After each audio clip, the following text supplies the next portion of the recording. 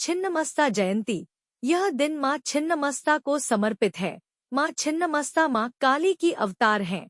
देवी को देश के कई हिस्सों में देवी प्रचंड चंडिका के रूप में भी जाना जाता है।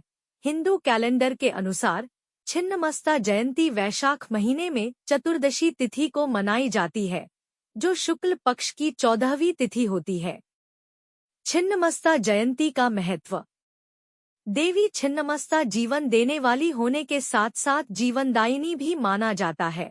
छिन्नमस्ता 10 महाविद्या देवी में से छठी देवी हैं। देवी अपने एक हाथ में सिर और दूसरे हाथ में कैंची पकड़े हुए एक मैथुन करने वाले जोड़े पर खड़ी हैं। उनके गले से 3 खून की धारा निकल रहे हैं। 2 धाराएं उनके सेवकों की सहायता कर रही हैं। दाहिनी ओर दामिनी और दाहिनी ओर वर्णिनी तीसरी धारा का स्वयं सेवन कर रही हैं। छिन्नमस्ता देवी लाखों सूर्य के समान उज्ज्वल हैं। उनका रंग गुड़हल के फूल के समान लाल है। शत्रुओं पर विजय पाने के लिए छिन्नमस्ता माता की पूजा की जाती है और मां के उग्र स्वभाव के कारण तांत्रिकों द्वारा यह साधना की जाती है। वह अक्सर कुंडलिनी जागरण से जुड़ी होती है। ऐसा माना जाता है कि मां पार्वती अपने 2 सेवकों के साथ मंदाकिनी नदी में स्नान करने गई थी। उनके सेवकों को उनकी रक्षा करने के लिए कहा गया। इस बीच मां ने स्नान का आनंद लिया। हालांकि इस बीच वह समय की वास्तविक गणना भूल गई और उनके परिचारकों को भूख लगने लगी और उन सब ने भोजन की मांग की। इसलिए उन्हें खिलाने के लिए देवी ने अपना सिर काट लिया और उनकी गर्दन से खून की 3 धाराएं निकली, जिनमें से 2 ने उनके परिचारकों को संतुष्ट किया और तीसरे ने उनके कई सिर को संतुष्ट किया। छिन्नमस्ता जयंती की पूजा विधि। इस दिन भक्त जल्दी स्नान करते हैं, नए कपड़े पहनते हैं और सख्त उपवास रखते हैं। मां पार्वती की मूर्ति को वेदी पर रखकर पूजा की जाती है। कुछ मंदिरों में भगवान शिव की मूर्ति भी उनके साथ रखी जाती है। नीले फूल और माला अर्पित करें।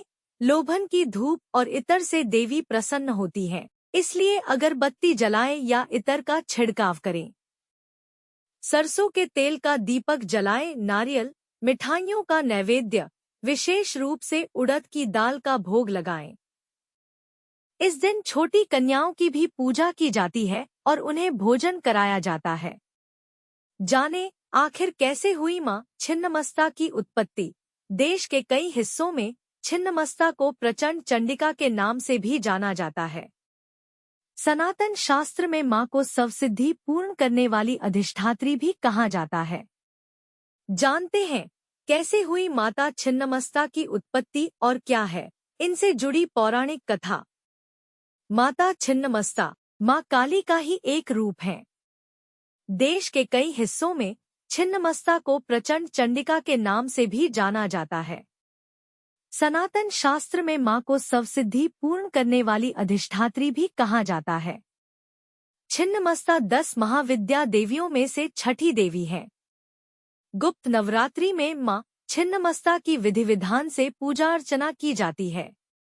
भक्तों का मानना है कि देवी छिन्नमस्ता जीवन देने वाली होने के साथ साथ जीवनदायिनी भी है। कहते हैं कि मां की श्रद्धापूर्वक पूजा करने से साधक की सभी मनोकामनाएं पूर्ण हो जाती हैं। आइए जानते हैं कैसे हुई माता छिन्नमस्ता की उत्पत्ति और क्या है इनसे जुड़ी पौराणिक कथा। मां छिन्नमस्ता की उत्पत्ति की कथा। पौराणिक कथा के अनुसार एक समय की बात है, मां भगवती अपनी सहचरियों के संग मंदाकिनी नदी में स्नानाध्यान कर रही थी। उसी समय माता की सहचरियों को तीव्र गति से भूख लगी।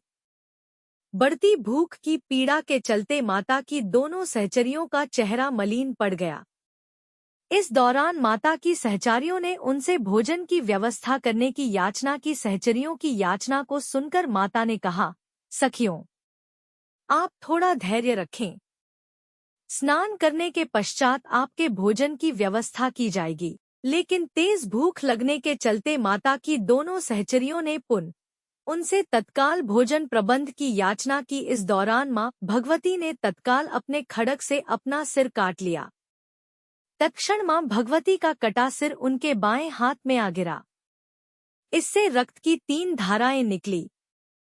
2 धाराओं से सहचरियों आहार ग्रहण करने लगी। वहीं तीसरी रक्त धारा से मां स्वर्ण रक्त पान करने लगी। बताया जाता है कि उसी समय मां छिन्नमस्तिका का प्रादुर्भाव हुआ। गुप्त नवरात्रि महत्व। भक्तों का मानना है कि देवी छिन्नमस्ता जीवन देने वाली होने के साथ साथ जीवनदायिनी भी है। कहते हैं कि तंत्र मंत्र सीखने वाले साधकों के लिए गुप्त नवरात्रि का विशेष महत्व है। ऐसे में गुप्त नवरात्रि से पहले ही माता की पूजा हेतु साधक तैयारियां शुरू कर देते हैं। गुप्त नवरात्रि के 9 दिनों तक उत्सव जैसा माहौल रहता है। छिन्नमस्ता 10 महाविद्या देवी में से छठी हैं, जिन्हें मां काली का अवतार माना जाता है। देवी की पूजा से पहले पूजा घर की अच्छी तरह से साफ सफाई की जाती है। इन दिनों मंदिरों को खूब सजाया जाता है। बता दें कि देवी छिन्नमस्ता को चिंतापूर्णी भी कहा जाता है। इसका भावार्थ यह है कि मां चिंताओं को हर लेती हैं।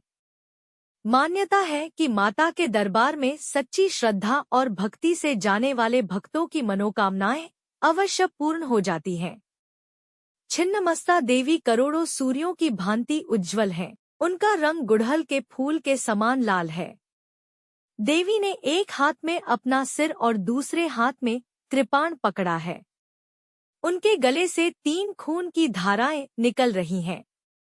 2 धाराएं उनके सेवकों की सहायता कर रही हैं, दाहिनी ओर दामिनी और दाहिनी ओर वर्णिनी। तीसरी धारा का वो स्वयं सेवन कर रही हैं।